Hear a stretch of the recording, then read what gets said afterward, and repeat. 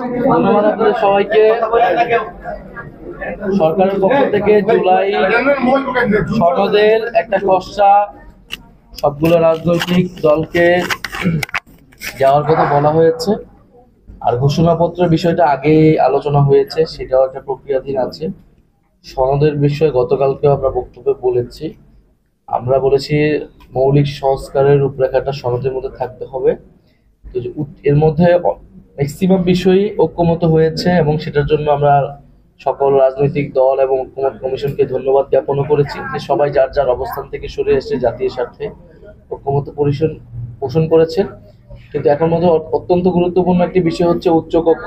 এটা প্রথম থেকে আলোচনা ছিল, বিএনপি সহ বিভিন্ন দলের প্রস্তাবনাতেও ছিল, কিন্তু আমরা বলেছিলাম যে উচ্চকক্ষটা ভোটের অনুপাতে হতে হবে, পিআর অনুসারে হতে হবে, এটা আসনের অনুসারে হওয়া যাবে না। ফলে উচ্চকক্ষ আমাদের ক্ষমতার ভারসাম্য এবং জবাবদিহিতার জন্য অত্যন্ত গুরুত্বপূর্ণ। সে বিষয়ে এখনো ঐক্যমত আসেনি। সে বিষয়ে ঐক্যমত না আসলে এই জুলাই সনদ স্বাক্ষরিত হবে কিনা সেটা নিয়ে আমাদের সন্দেহ আছে। আমাদের জায়গা থেকে আমরা বলেছি যে এই বিষয়ে ঐক্যমত আসার পরে আমরা জুলাই সনদের বিষয়টা বিবেচনা করব। তবে আমরা চাই যে 5ই আগস্টের মধ্যেই জুলাই সনদটা তৈরি হয়ে যাক এবং এটা সর্বদলীয় ঐক্যমতের মাধ্যমে এটা ঘোষিত হোক। দ্বিতীয়ত নেত্রকোনায় যেটা বলেছেন যে সেখানে প্রতিবাদ জানানোর যে কারো অধিকার রয়েছে, আবার আমাদেরও অধিকার রয়েছে যে কোনো বিষয়ে যে কারো বিষয়ে যৌক্তিকভাবে কথা বলা।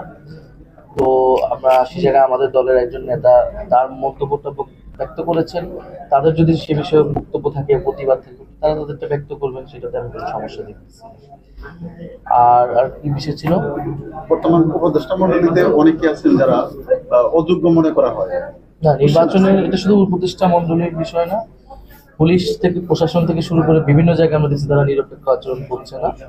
নির্বাচন কমিশনের বিষয়টা আমরা বারবারই তুলেছি। ফলে জুলাই সনদ হয়ে যাওয়ার পরে তখন তো নির্বাচনী তোড়জোড় সম্পূর্ণরূপে শুরু হবে এবং নির্বাচনের আগে অবশ্যই নির্বাচনের যে লেভেল প্লেইং ফিল্ড সেটা নিশ্চিত করতে হবে, তার মাধ্যমে নির্বাচনের দিকে অগ্রসর হবে। ঠিক আছে, ধন্যবাদ।